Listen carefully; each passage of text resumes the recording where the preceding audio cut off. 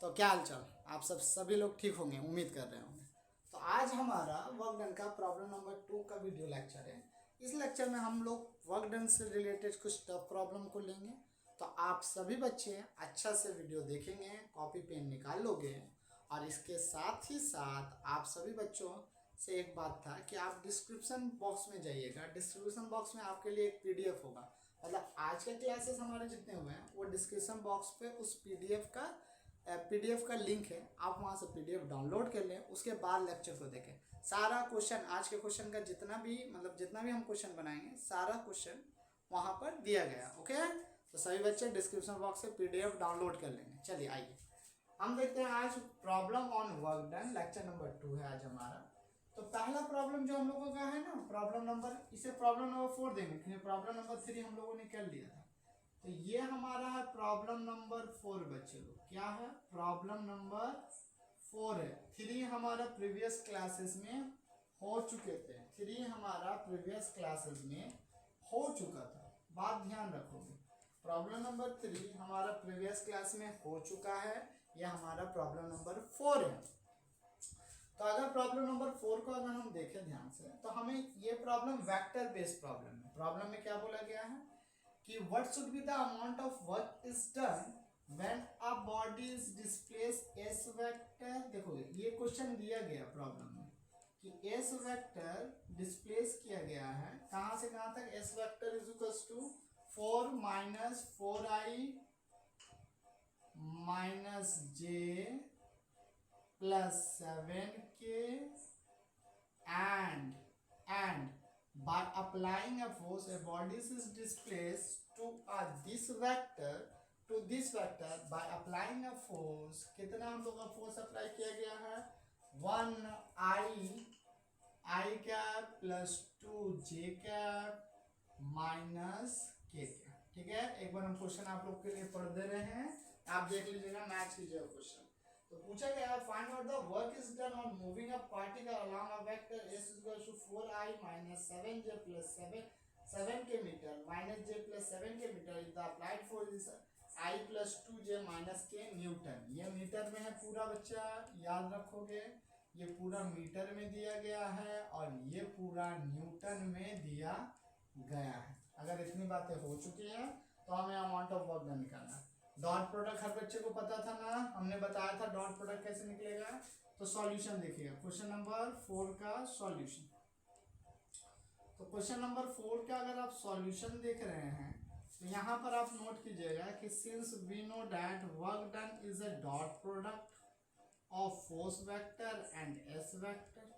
अब force vector हमें कितना दिया गया है? I cap plus 2j cap minus k cap dot with F vector. हमें ये तो एफ वेक्टर हो गया।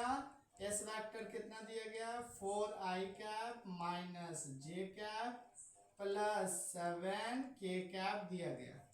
अब इसे work done is equal to multiply करें तो आई के साथ मल्टीप्लाई होता था, तो 4 इंटू 1। हमारा लेक्चर जाके देखो, अगर जिन बच्चों को नहीं पता है तो ये हो जाएगा 4 into 1 2 plus minus minus 2 into 1 कितना हो जाएगा? 2 हो जाएगा।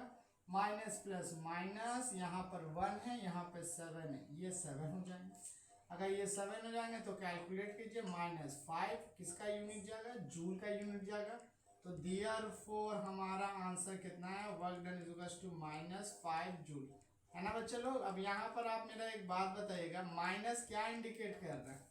माइनस इंडिकेट कर रहा है कि जो वर्क डन हो रहा है वो अगेंस्ट द फोर्स हो रहा है ना। माइनस क्या इंडिकेट कर रहा है? Minus indicate that work is done against applied force.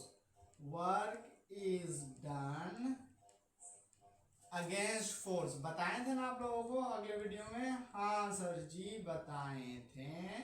तो बस तुम लोग कितने भूल जाते हो, अगेंस्ट फोर्स हो रहा है, बस इतना बात है। ठीक है, तो एकदम इजी प्रॉब्लम था, छोटा सा प्रॉब्लम था। अब हम लोग लेके आते हैं problem number 5। Problem number 5 toughest problem में से एक है और सभी बच्चों को बोलेंगे इसे प्रॉब्लम को बनाने से पहले आप सभी बच्चे एक बार खुद से ये प्रॉब्लम को ट्राई करो। खुद से एक बार प्रॉब्लम को ट्राई कीजिए। है ना। वीडियो पॉज करके पीडीएफ को निकाल करके देखो तो अपने से बना पाओगे आप लोग।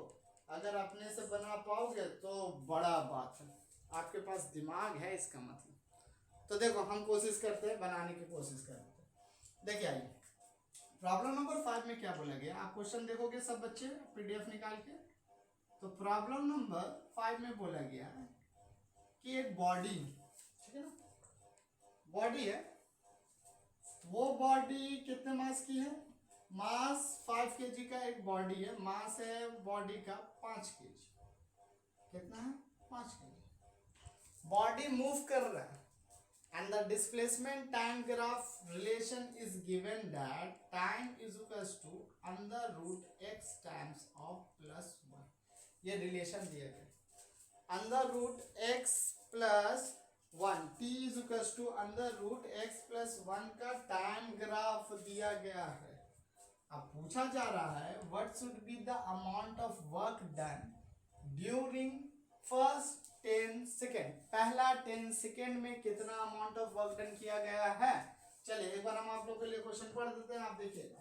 A body of mass 5 kg is moved along at a straight line and it is displaced x varies with the time according to the relation t is equal to under root x plus 1। Find out the work done the moving body first 10 second. पहला 10 second में body किस तरह move कर रहा है उसके बारे में बताइए। तो चलिए पहला 10 सेकेंड में वर्क डन निकालना, फर्स्ट 10 सेकेंड। देखो एक बात अगर आप सोच के देखिए ये प्रॉब्लम कैसे बनेगी। हमें वर्क डन का फॉर्मूला तो ये पता है, फोर्स इनटू डिस्प्लेसमेंट। डिस्प्लेसमेंट है लेकिन फोर्स तो नहीं। फोर्स निकालने के लिए हमें मास का यूज करना पड़ेगा। चलिए मास का यूज करते हैं, mass into acceleration into displacement. और डिस्प्लेसमेंट इस बुक्स में हम हमारे लिए x दिया गया। अब देखो time t is equal to 10 second, तो किताब बोल दिया है कि 10 सेकेंड्स में आप बताइए कि कितना वर्क डन करना पड़ेगा पहला 10 सेकेंड।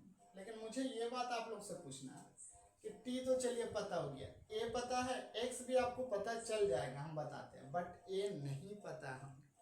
तो सबसे पहले a पता करने की कोशिश करो, ठीक है। और जब भी टाइम डिस्प्लेसमेंट रिलेशन देता है तो हमने आपको बताया था कि आप एक्सेलरेशन किस तरह निकाल सकते हो। तो सॉल्यूशन देखिएगा, सॉल्यूशन क्या बात बोलते हैं हमारे। तो सॉल्यूशन हमारा ये बात बोलता है कि since by the question it is given that, by question हमें क्या पता है, t is equal to under root x plus 1।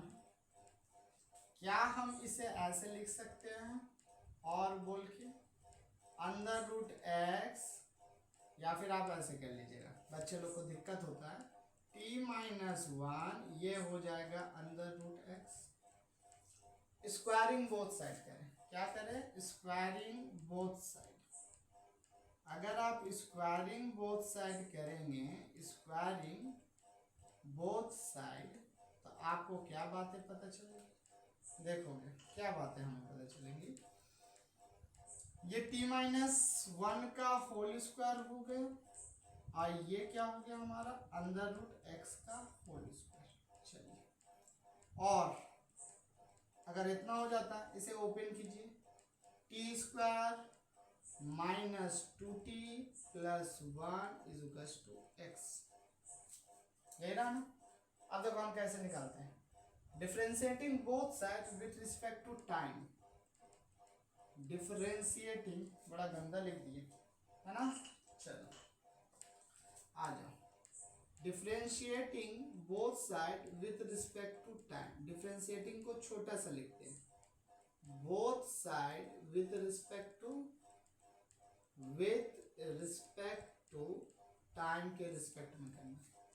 Time के रिस्पेक्ट में करते हैं तो क्या हम इसे ऐसे लिख सकते हैं ना बच्चे लोग, x इज इक्वल टू, इसे तो ऐसे भी लिखा जा सकता, और x is equal to T square minus 2t, T square minus 2t plus 1 तो लिखा जा सकता है। अगर ये ऐसा लिखा जा सकता है तो डिफरेंशिएटिंग कीजिए। तो डिफरेंशिएटिंग क्या हम ऐसे कर सकते हैं, dx by dt is equal to d by dt of t T square minus 2t plus 1। अगर आप देखो तो टी स्क्वायर का डिफरेंशिएटिंग कितना होता है, 2t होता है, और माइनस 2 बाहर चला आ जाएगा और 1 का डिफरेंशिएटिंग 0। dx बाई dt किस नाम से बोल पुकारा जाता है बच्चे लोग, dx बाई dt किस नाम से पुकारा जाता है, v के नाम से पुकारा जाता है। तो v is equals to 2t minus 2। Clear है, v is equals to 2t minus 2, बिल्कुल क्लियर है, होना भी चाहिए 2t माइनस 2, इसमें कोई दो राय नहीं है। ठीक है, v का वैल्यू निकल गया। यहाँ पर एक नंबर लाइन ड्रॉ करते हैं, लाइन ड्रॉ हो, वर्टिकल लाइन ड्रॉ कर देते हैं, हमें यहाँ से कुछ काम आ जाएंगे। अगर इतना हो चुका है तो आप यहाँ पर देखें, v तो निकल गया, v से a निकालना है, तो therefore again differentiating both side कर सकते हैं, बिल्कुल कर सकते हैं, अगेन डिफरेंशिएटिंग बोथ साइड, फिर से डिफरेंशिएटिंग कीजिए, बोथ साइड करेंगे तो क्या हो जाएगा, d by D T of v is equals to d by D T of किसका करना है, 2t माइनस 2 का, तो 2t माइनस 2।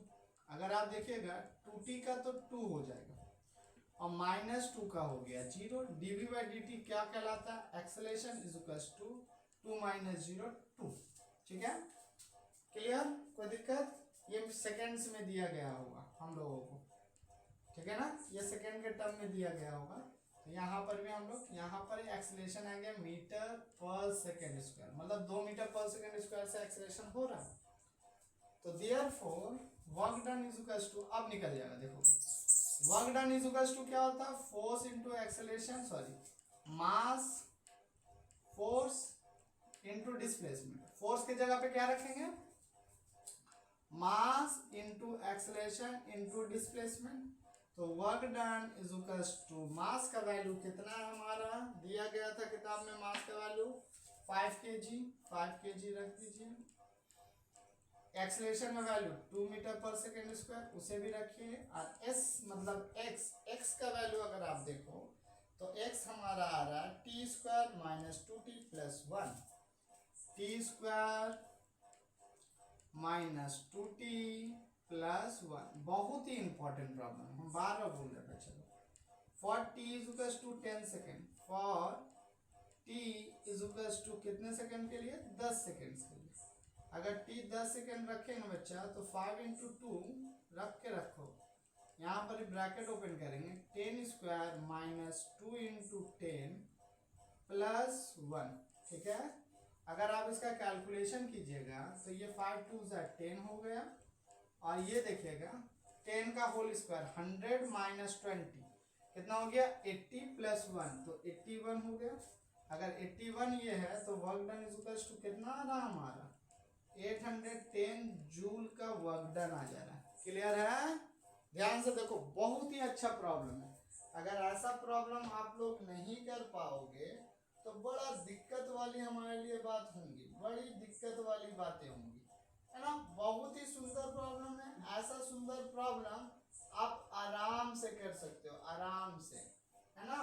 तो ये बातें हमारी आ रही, 810 जूल का वर्क डन आ रहा है, कैसे निकालना है ध्यान रखिएगा। t इज इक्वल्स टू हमें जो दिया गया था, हमने वहां से x निकाला, x को बार बार डिफरेंशिएटिंग करके एक्सेलरेशन लिया। क्लियर, एक बार सभी बच्चे देख ले ध्यान से, सुंदर क्वेश्चन है, प्यारा क्वेश्चन है ना, इसे प्यार दो, प्यारा प्यारा क्वेश्चन को प्यार देना पड़ता है। अगर प्यार दीजिएगा ना तो आराम से ये क्वेश्चन हो जाएंगे हमारे लिए, ऐसा कोई बात ही नहीं है कि नहीं होगा। ठीक है, चलो आ जाइए। तो आगे अगर हम लोग चले, 810 न्यूटन कितना कितना कहाँ से कहाँ तक हो गया हमारा, 10 सेकेंड में पूछा गया था, वर्क डन कितना हो रहा है वो बताइए, हमने ये काम कर लिया। अगर आगे आते हैं तो आगे हमारा नेक्स्ट क्वेश्चन में दूसरे टाइप का प्रॉब्लम लेते हैं। ठीक है, चलो अगर दूसरे टाइप का प्रॉब्लम हम लोग लेते हैं तो प्रॉब्लम हम आपको समझाते हैं, एक बार इसे ओमिट कर देते हैं, देखिए। ठीक है, ओमिट कर दिए, प्रॉब्लम नंबर 5 को लेके आएंगे। प्रॉब्लम नंबर 5 तो हो चुका, प्रॉब्लम नंबर 6 आएगा हमारा। तो ये लेक्चर का प्रॉब्लम नंबर 6 है। चलो क्वेश्चन हम पढ़ रहे हैं, एक बार देखिए बच्चे लोग। एक toy rocket of mass 0.1 kg, कितने केजी का है? 0.1 kg का है। Toy rocket has a small fuel of 0.02 kg, fuel उसमें कितना है? 0.02 kg का फ्यूल है, ठीक है। Which it burn out into 3 second, कितने सेकेंड में बर्न हो जाता है? 3 second. Starting from rest on a horizontal smooth track, it get a speed of 20 meter per second.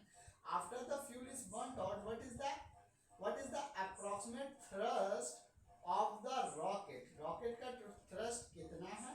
What is the energy content per unit mass of the fuel? And ignore the small mass variation of rocket during the fuel burning. fuel burning के दौरान जो small mass में variation आ रहा है fuel का, उसे आपको ignore करना है। उसे आपको क्या करना है बच्चा? इग्नोर करना है। उसे आपको क्या करना है?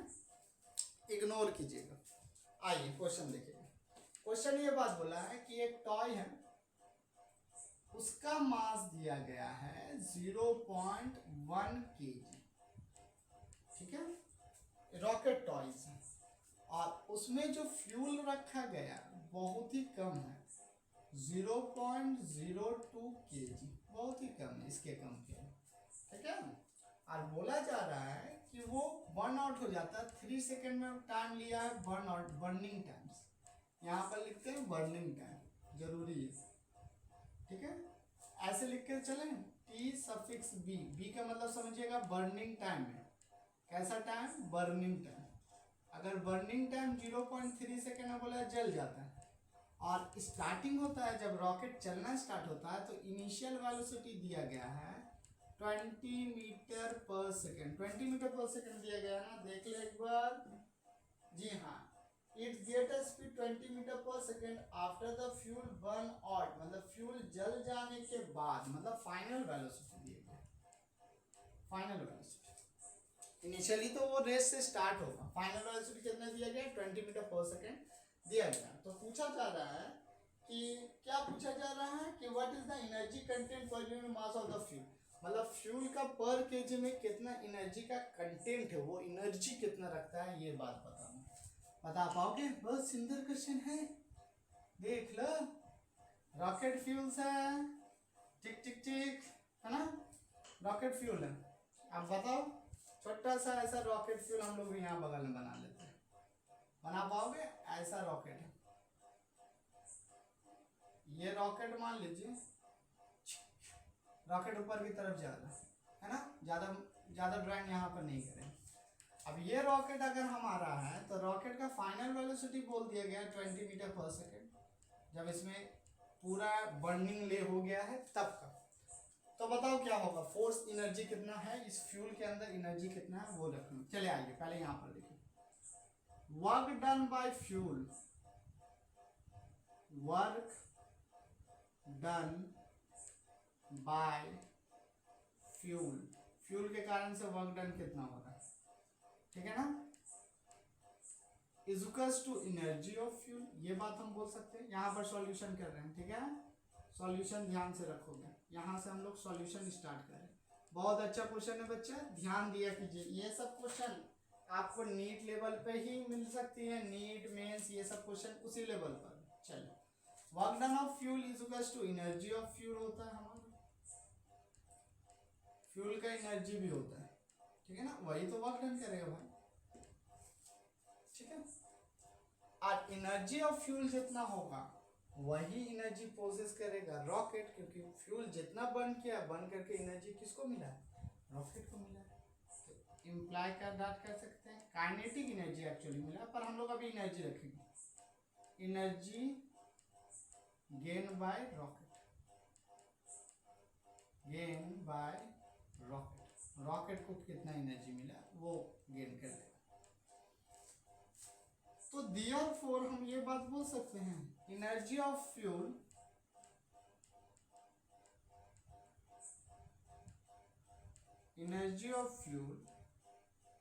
Is equals to fuel is equals to energy का मतलब भी तो वर्क डन होता है, work done on the rocket, या ऑन रॉकेट कर लो, जगह नहीं है इसलिए ऑन रॉकेट। अब वर्क डन ऑन रॉकेट कितना होगा, फोर्स मतलब थ्रस्ट फोर्स, जो थ्रस्ट लग रहा था नीचे से, जो नीचे से हमारा थ्रस्ट लग रहा था बर्निंग फ्यूल के तरह, बर्निंग फ्यूल का जैसा थ्रस्ट लग रहा था ना, वो थ्रस्ट फोर्स इनटू डिस्प्लेसमेंट, यही है थ्रस्ट फोर्स। अब देखो थ्रस्ट फोर्स कहाँ से निकलेगा, ये बातें भी ध्यान में रखनी है, और डिस्प्लेसमेंट कैसे निकलेगा ये भी बात है।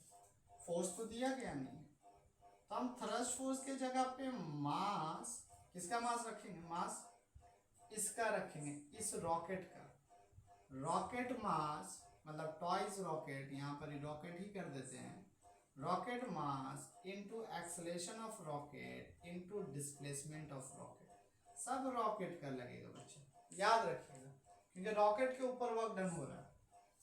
तो एनर्जी ऑफ फ्यूल, हमारे पास कितना केजी फ्यूल था बताइए, energy of 0.02 kg fuel, 0.02 kg fuel is equals to mass of rocket कितना, देखोगे मास ऑफ रॉकेट मुझे पता है 0.1 kg, ठीक है, इनटू एक्सेलरेशन ऑफ रॉकेट नहीं पता है, और डिस्प्लेसमेंट ऑफ रॉकेट भी नहीं पता, एक्सेलरेशन भी नहीं पता है और डिस्प्लेसमेंट भी नहीं पता। चलिए निकालते हैं, दोनों को कोशिश करते हैं निकालने का। अगर इस बात को ओमिट किया जाए, यहाँ पर हम पार्टे को ओमिट कर दे रहे हैं, तो आप बच्चे लोग ध्यान दीजिए तो बातें समझ पाइएगा। ध्यान देने में आपको ये बात समझ में आएगी कि एक्सेलरेशन निकालने से पहले हमें डिस्प्लेसमेंट निकालना होगा, तभी तो डिफरेंशिएटिंग करके काम कर सकते। कितने सेकंड में फ्यूल बर्निंग हो गया, 3 सेकंड में फ्यूल का बर्निंग हुआ है। अगर फ्यूल 3 सेकंड में बर्न हो चुका है, तो हम यहाँ पर एक बात लिखें बच्चे लोग इस तरह करके, since S is equals to UT plus half AT square. देखो ये तो अब नहीं पता है, तो एक और भी फॉर्मूला हमारे पास, टाइम पता है लेकिन ये नहीं पता, इसे इक्वेशन 1 बोल रहे हैं, और एक बोल सकते हैं equation 2, v square is equals to u square plus 2as, s मतलब डिस्प्लेसमेंट।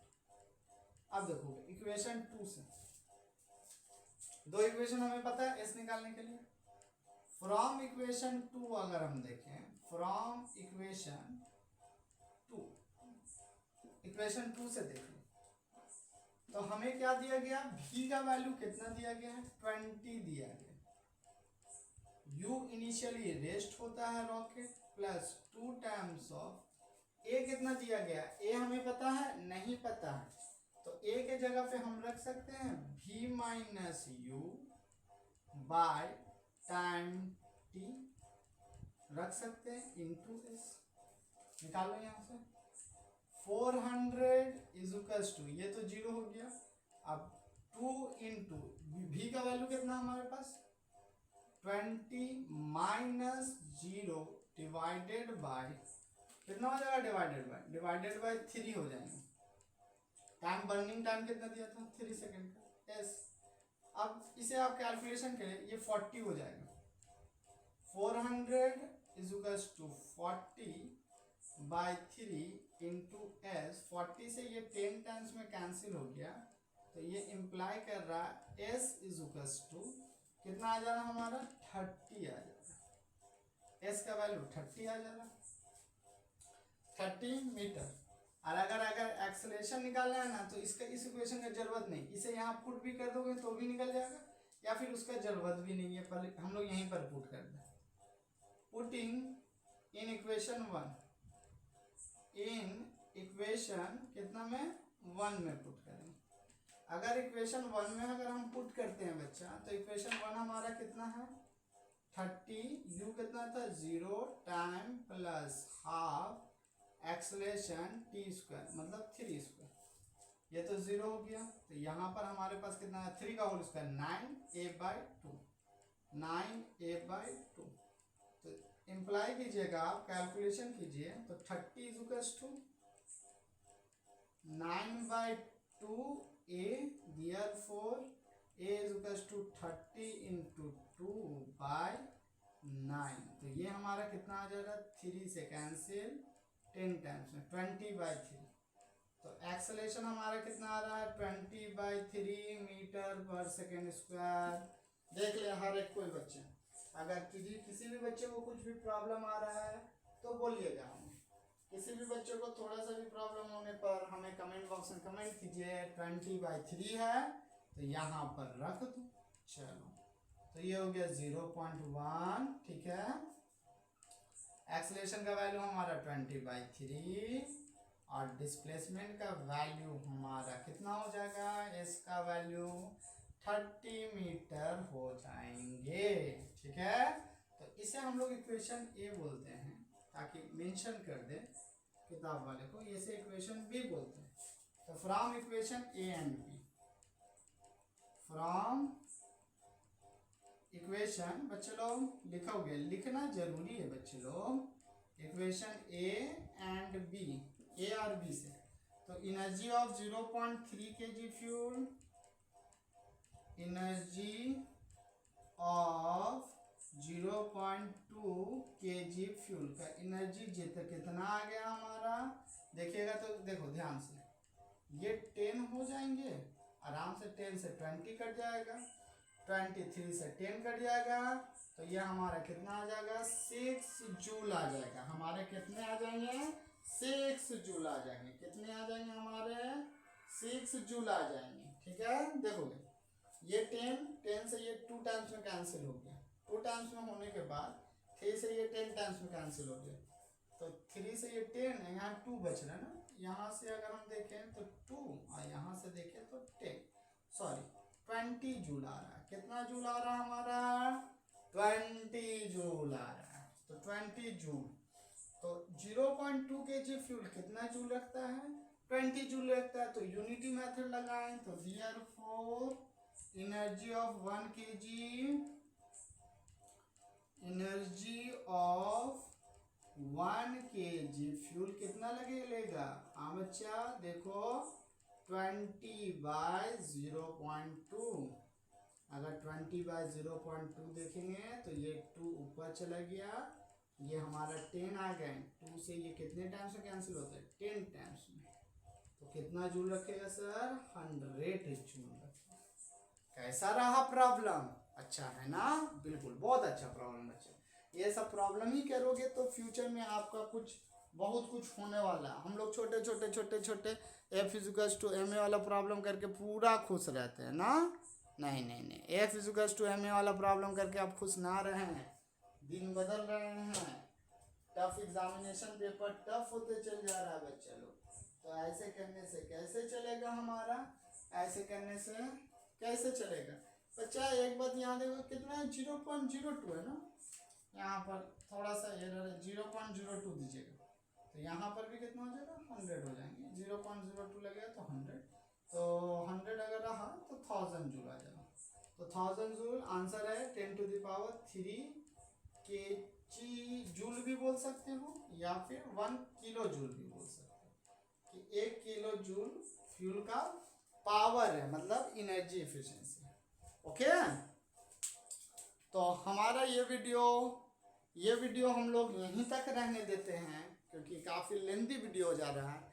जब नेक्स्ट वीडियो में आएंगे तो अगले वीडियो में हम लोग देखेंगे कि इससे भी टफ प्रॉब्लम जो हैं उसे देखने की कोशिश करेंगे।